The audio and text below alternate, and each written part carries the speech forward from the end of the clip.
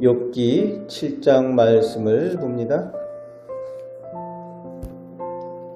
욥이 자신의 환난에 대해서 정죄하려는 엘리바스의 말에 항변하면서 무죄함 가운데 당하는 고난임을 재차 강조를 하였습니다. 그리고 친구들의 배신을 책망하였습니다. 그리고 오늘 본문에서 계속해서 대답하는 그 내용이 이어지면서 1절부터 욥은 그의 인생에 대한 견해를 말하고 있습니다.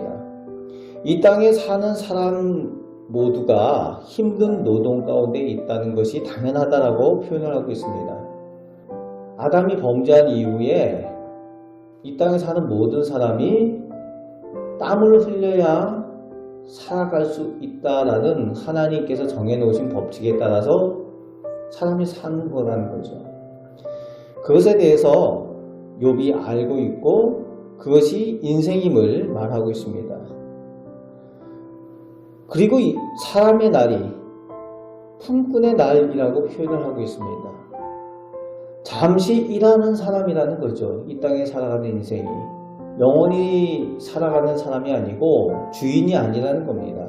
이 땅의 주인이 아니고 인생의 주인이 아니라고 표현을 하고 있습니다. 나그네 같은 인생이라는 표현을 하고 있고요. 또 2절 말씀에 보면은 종이 그늘을 바라고 품꾼이 그 삭을 바란다 라는 내용을 쓰고 있습니다. 뜨거운 태양 아래서 일을 하고 있는 그 종은 그 쉼의 시간을 원하는 거죠. 그리고 품꾼은 그 낮 동안 일을 할 때에 저녁의 쉼과 그가 받게 될 삭을 기대하게 되는 거죠. 끝이 있고 쉼이 있고 보람이 있는 것이 그래도 인생이라는 거죠. 그런데 자신은 그렇지 못하다라는 것을 그 다음에 이어서 말하고 있는 겁니다. 고통을 인내하고 있지만 쉼이 없다는 거예요. 끝이 없다는 겁니다. 보람이 없다는 거예요. 그것이 이제 4절 내용에 나오고 있는 거죠. 몇 달 동안 그 고통을 당하고 있지만 끝이 보이지 않고 쉼이 없다는 겁니다. 보람도 없다는 거예요. 그래서 5절 말씀에 보면 오히려 자신이 겪고 있는 건 그 비참한 현실이 반복되어지는 그 내용을 자신의 지금 몸의 모습, 그 모습을 보면서 비참한 현실을 보게 되는 거죠. 6절 말씀에 소망도 없고 보람도 없이 그런데 또 시간은 빨리 간다는 거예요. 인생의 날이 빠르게 지나간다. 배틀의 북보다 빠르니 라고 표현을 하고 있죠. 그러면서 7절에 6절까지는 엘리바스에 대한 답을 했는데 7절부터 말의 그 방향이 하나님께로 가는 거죠. 이제 사람하고 말할 필요가 없이 하나님께 간구하는 겁니다. 그 내용이 7절부터 나오고 있습니다. 바람같이 허무한 자신의 인생, 그 생명을 하나님께서 생각해 주옵소서라는 간청을 하고 있습니다. 그러면서 11절부터 14절까지 고통 가운데 밤낮 쉼이 없는 그 고통받는 자신을 왜 하나님께서 그렇게 지켜보고 계시는지 질문을 하고 있습니다. 지키신다라는 표현을 쓰고 있는데 이것은 보호하신다 이런 의미가 아니라 고통을 당하고 있는데 그 고통에 대한 해결을 해주시지도 않고 또 끝내시지도 않고 그냥 지켜보고 계속 고통 당하도록 그것을 유지하고 계신다는 거예요.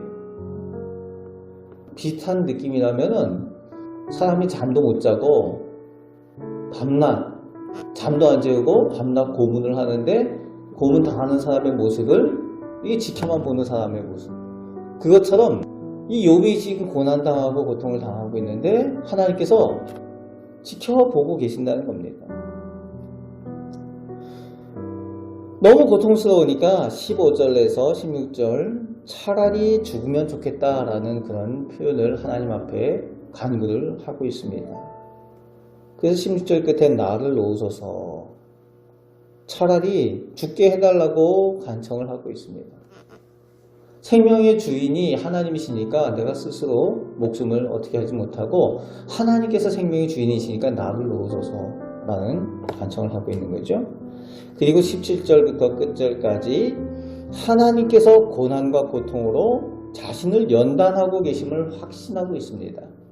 내가 죄로 인해서 하나님 앞에 범죄함으로 인해서 이 고난과 고통을 당하는 것이 아니라면은 이제 남는 거 하나밖에 없잖아요.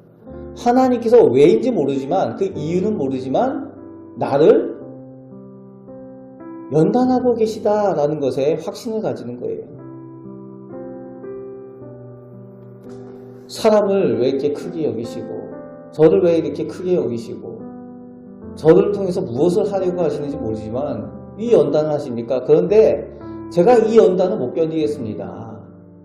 차라리 연단 필요 없으니까 제발 이 고통이 끝나고 하나님 데려가세요 라는 표현이 이제 17절부터 끝절까지의 그 내용 가운데 나오고 있는 거죠. 그럼에도 하나님께 문제의 해결이 있음을 알고 간청하는 욥의 그 믿음의 저변을 볼 수가 있습니다. 스스로 해결할 수 없어요. 그 고난과 고통을 스스로 거기서 벗어날 수가 없는 거죠. 그 문제의 해결점이 그럼에도 불구하고 하나님께 있다라는 그 고백을 끝절까지 하고 있습니다. 그러면서 하나님께 간구하는 그 내용을 볼 수가 있습니다. 이 욥의 고난을 보면서 우리는 예수 그리스도께서 우리를 위해서 의로운 가운데 당하신 그 고난을 볼 수 있어야 됩니다. 주님께서 하나님 앞에 겟세마네 기도를 드리시면서 또 하나님 앞에 간구했던 그 순간부터 고난의 자리에 십자가에 달리실 때까지 그 당하신 그 고난이 이 욥의 고난과 같이 그런 고난이었다는 것을 욥의 모습을 통해서 우리가 볼 수 있어야 됩니다. 이제 오늘 본문을 통해서 우리가 말씀을 통해서 들어야 되는 것은 우리 인생이 품꾼과 같은 인생이라는 거예요. 품꾼은 하나님 앞에 보람과 쉼을 찾아야 되는 사람들입니다. 청지기와도 같고 인생의 주인이 우리가 아니라 하나님이심을 고백하고 하나님 앞에 우리의 보람을 쉼을 찾을 수 있도록 그렇게 최선을 다해 살아야 될 줄로 믿습니다. 그리고 우리의 인생은 고난의 연속입니다.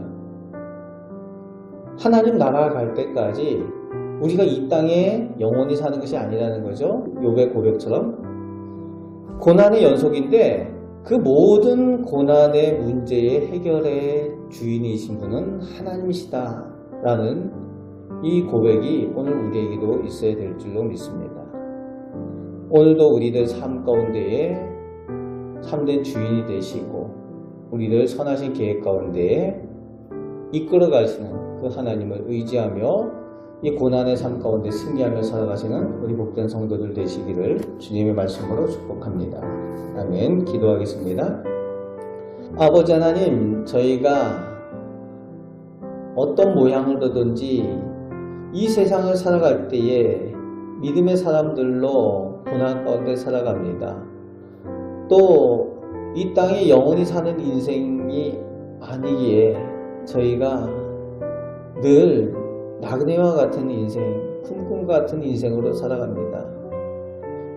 하나님께 인정받는 가치 있는 인생들, 또 가치 있는 성도로서 하나님께 칭찬듣는 그런 은혜가 저희 가운데 있게 하여 주옵소서.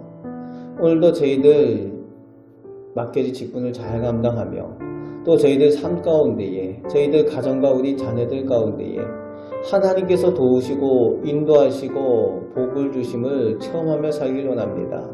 기도함으로 하나님 앞에 문제 해결의 은혜를 누리며 또 하나님께 영광 돌리는 저희들 삶이 되게 하여 주옵소서.